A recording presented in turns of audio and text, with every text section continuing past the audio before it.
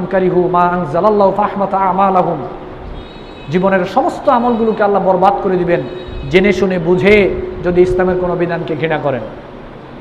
এরপরে ইসলামের বিধানের কোনো বিরোধিতা করা যাবে না। জেনে শুনে বুঝে যদি কোনো ব্যক্তি ইসলামের কোনো একটা বিধানের বিরোধিতাও করে তার কালেমা টিকবে না। সূরা নূরের 63 নং আয়াতে আল্লাহ বলেছেন, ফালইয়াহযারিল্লাযীনা ইউখালিফুনা আন আমরিহি আন তুসিবাহুম ফিতনাতুন আও ইউসিবাহুম আযাবুন আলীম, যারা জেনে শুনে বুঝে কোরআন এবং সহিহ সুন্নাহর বিরুদ্ধাচরণ করবে, আল্লাহ রাব্বুল আলামিন বলেছেন এই দুনিয়ার জীবনে তাদের জন্য রয়েছে আযাব গজব, আর পরকালীন জীবনে তাদের জন্য রয়েছে অবমাননাকর শাস্তি। সূরা নিসার 65 নং আয়াত আল্লাহ বলেছেন, ফালা ওয়ারাব্বিকা লা ইউমিনুনা হাত্তা ইউহাক্কিমুকা ফীমা শাজারা বাইনাহুম, যারা কোরআন এবং সহিহ সুন্নাহর ফয়সালাকে মেনে নিবে না, যারা কোরআন এবং সহিহ সুন্নাহর ফয়সালাকে মেনে নিবে না, তারা কখনোই ঈমানদার হতে পারবে না, কখনো না। সূরা আহজাবের 36 নং আয়াত আল্লাহ বলেছেন, ওয়ামা কানা লিল মুমিনিন ওয়ালা মুমিনাতিন ইযা কাদাল্লাহু ওয়া রাসূলুহু আমরান আইয়াকুনা লাহুমুল খিয়ারাতু মিন আমরিহিম ওয়া মান ইয়াসিল্লাহু ওয়া রাসূলুহু ফাকাদ দাল্লা দালালাম মুবিনা। কোন ঈমানদার মুমিন নর নারীর জন্য এটা ঠিক হবে না, এটা শোভনীয় নয় যে আল্লাহ এবং তার রাসূলের কথা শ্রবণ করার পরে, আল্লাহ এবং তার রাসূলের কথা বলার পরে আবার তার আপত্তি থাকবে, না এটা আমার মন মতো হয় নাই, এইরকম আপত্তি পোষণ করা কখনো ঈমানদারের কাজ হতে পারে না।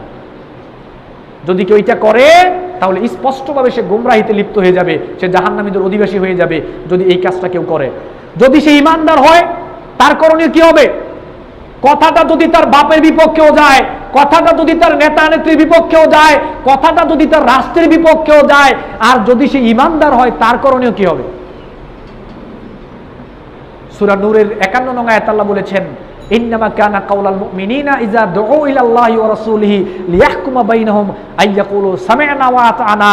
ঈমানদার হচ্ছে তারা, সহিহ আকীদার মানুষ হচ্ছে তারা, তাদের সামনে কোরআন এবং সহিহ সুন্নাহর কথা যখনই বলা হবে তার বাপের বিপক্ষে গেল সে বলবে আইয়াকুলু সামি'না ওয়া আতা'না, যেহেতু আল্লাহ এবং তার রাসূলের কথা শুনলাম নির্দ্বিধায় মেনে নিলাম। হেউ ঈমানদার, কিসের আবার আপত্তি মিয়া?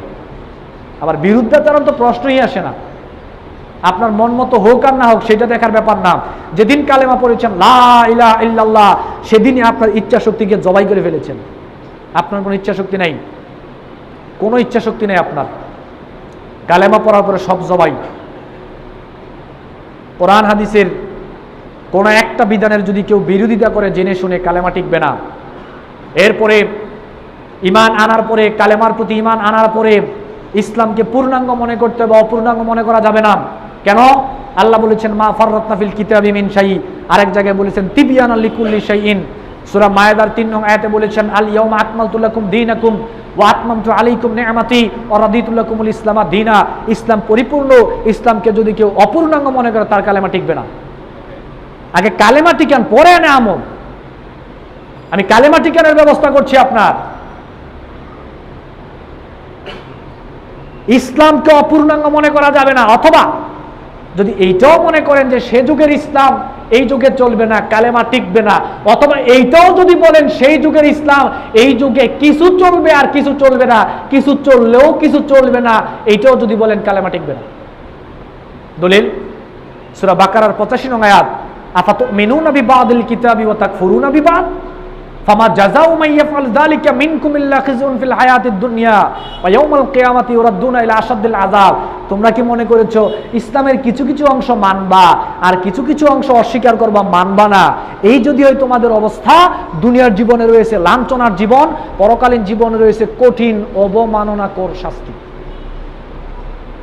আপনি ভাবেন আমি দলিলের উপরে হাঁটছি, এখন কিন্তু এদিক সেদিক যাই না, এখনো দলিলই আছে। ইসলামকে অপূর্ণাঙ্গ মনে করা যাবে না। জেনে শুনে যদি কেউ এইটা বলে সেই যুগের ইসলাম এই যুগে চলবে না, কিছু চললে কিছু চলবে না, কালেমাবাদ, সে খারেজ, ইসলাম থেকে খারিজ।